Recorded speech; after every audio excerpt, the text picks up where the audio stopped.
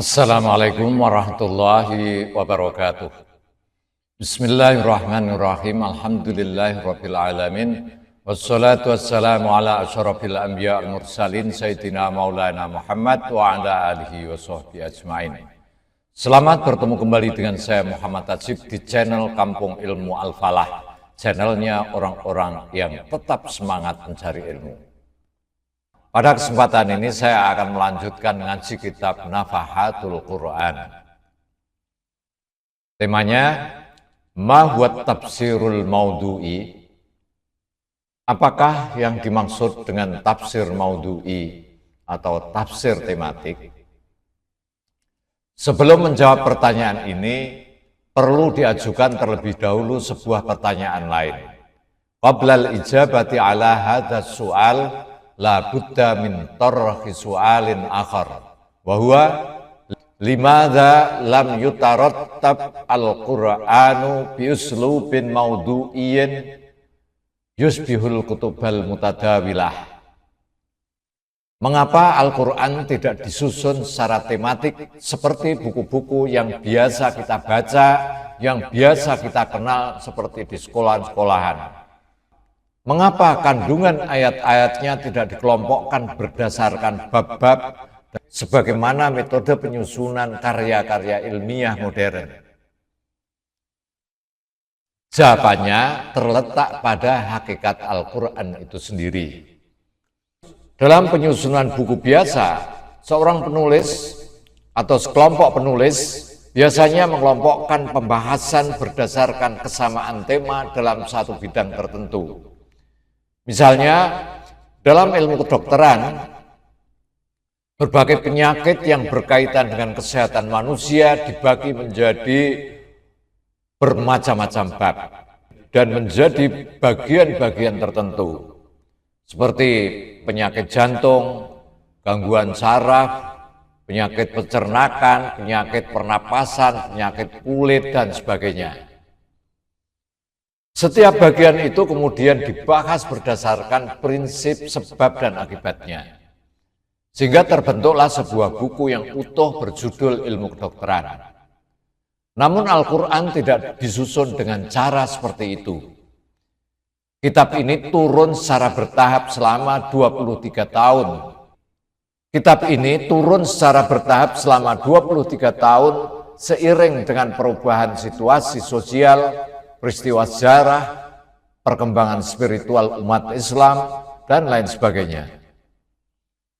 Wahyu tidak lahir dalam ruang sunyi perpustakaan, dalam laboratorium pemikiran, melainkan turun di tengah-tengah denyut kehidupan manusia untuk menanggapi kebutuhan-kebutuhan manusia, menjawab pertanyaan-pertanyaan manusia, dan membimbing masyarakat, membimbing manusia dari satu tahap pendidikan ke tahap pendidikan berikutnya. Untuk mengeluarkan manusia dari kejahilian menuju terang benderangnya Islam.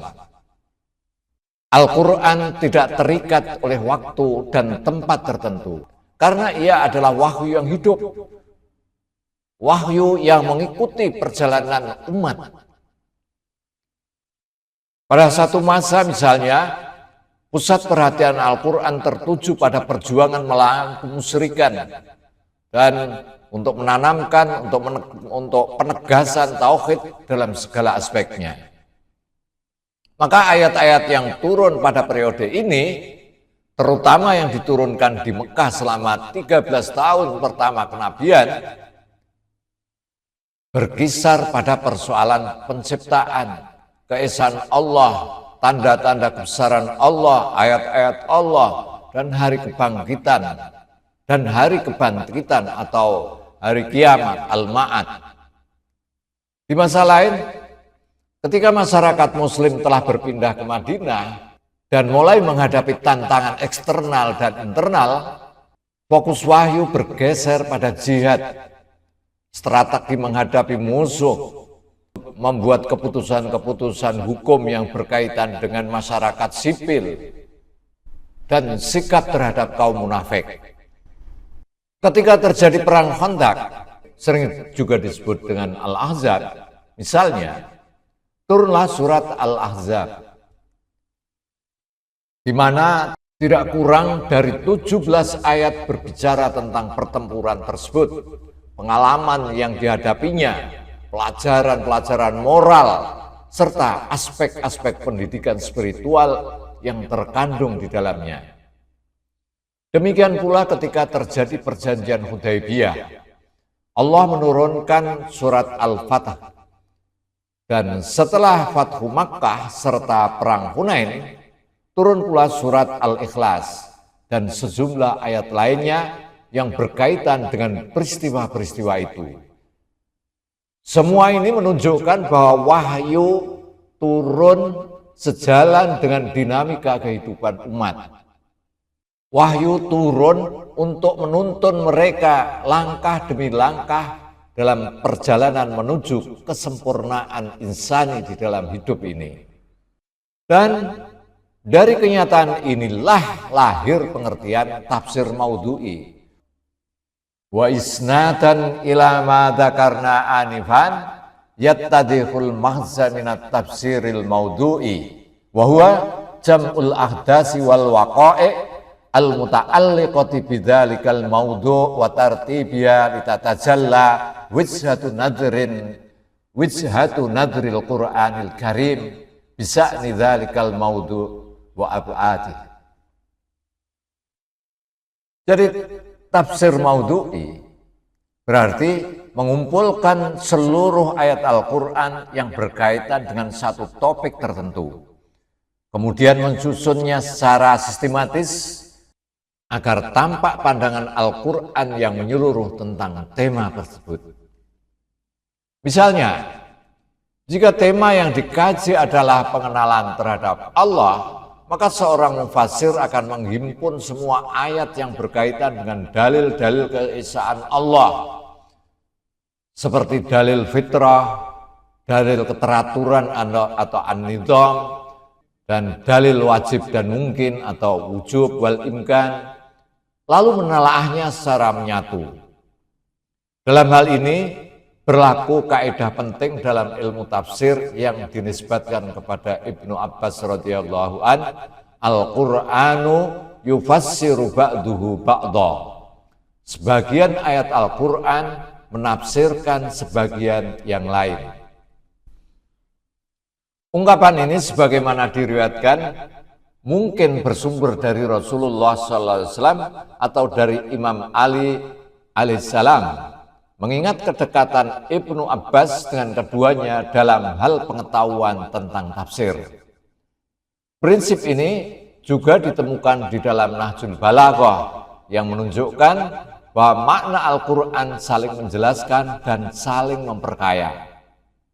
Dengan metode ini, seorang mufassir dapat menyingkap gambaran utuh tentang satu tema Quran, seperti ayat-ayat tentang surga dan neraka, tentang sirat atau jembatan di akhirat, dan sahifatul a'mal, catatan amal, tentang akhlak, ketakwaan, keberanian, dan kemuliaan jiwa, tentang ibadah dan hukum-hukum syariat, sholat, puasa, zakat, dan seterusnya, serta tentang keadilan sosial, jihad melawan musuh, dan jihad melawan hawa nafsu. Masing-masing tema itu diturunkan dalam konteks dan waktu yang berbeda. Namun ketika semua ayat yang berkaitan dengan satu tema dikumpulkan, disusun, dan ditafsirkan secara terpadu, akan muncul suatu wawasan baru dan kedalaman makna yang sebelumnya tersembunyi. Inilah signifikansi dan keindahan tafsir al-maudhu'i. Ini bukan sekedar menafsirkan ayat, tapi menyusun mozaik makna, menyingkap pandangan dunia Al-Quran yang menyeluruh tentang hakikat kehidupan manusia dan Tuhan. Sebagaimana wahyu turun mengikuti langkah-langkah manusia menuju kesempurnaan, demikian pula tafsir maudhu'i berusaha menyusun kembali ayat-ayat itu sebagai peta perjalanan menuju kebenaran yang utuh. Assalamualaikum warahmatullahi wabarakatuh. Muhammad Ajib.